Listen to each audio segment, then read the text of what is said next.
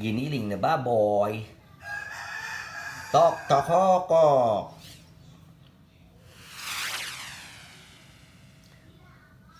Celery. Onions. Yellow onions. Carrots. Spring roll wrappers. Salt. Soy sauce. Oil for frying. Vinegar. Banana ketchup. Sugar. Cornstarch.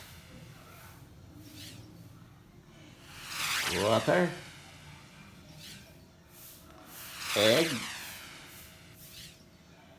Ground black pepper. Okay, let's do this. Lumpiang Shanghai. This is the 1/2 kilo of ground pork. So, ang gagawin po natin is pagsama-samahin lang natin ang lahat ng ingredients. Lagay natin ang shredded carrots. These are all manually shredded. Wala po akong ginamit na special grinding tools. So, ang ginamit ko lang ay butcher knife na matalim at saka yung kamay ko lang. So, there you go. The carrots. Afterwards, we're going to put the shredded yellow onions. I think my mixing bowl is a little bit small, so I have to get a little big one, okay?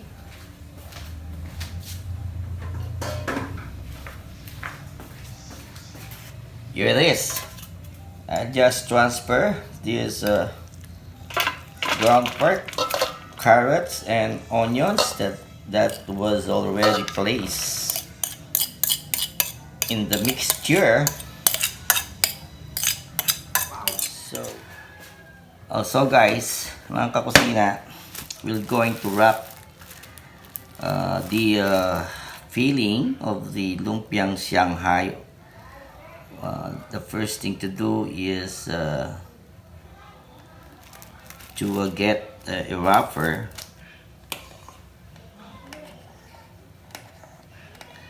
By the way, these wrappers are round, but I cut them to square to make it something a little bit different.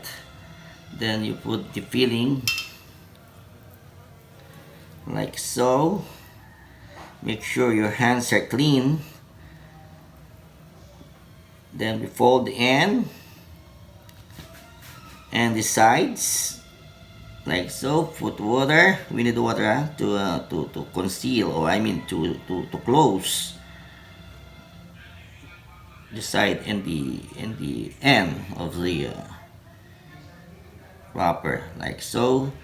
Then we roll. We put water on the tip and the finishing touch. There you go. Okay, and let me do another one. Before. Okay, come on. Medyo luma na itong nasali kong nabili kong wrapper. Yan.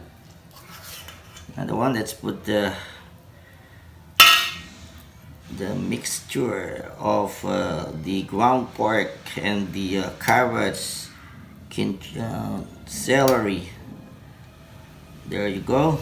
Then we put the end inside We fold one side, put water to hold it, fold again the other side, put water, and we're ready to roll. There you go. Put water so that it will seal the Shanghai. There you go. We'll put it on this table. Mga kakusina, painitin na natin ang ating mantika at mag-start na tayo magprito ng ating Shanghai rolls. At bago po maluto ang ating Shanghai rolls, gusto ko pong shoutout sina Lianne at Chelsey, mga anak ni Teacher Seti. Thank you very much for requesting. Goodbye!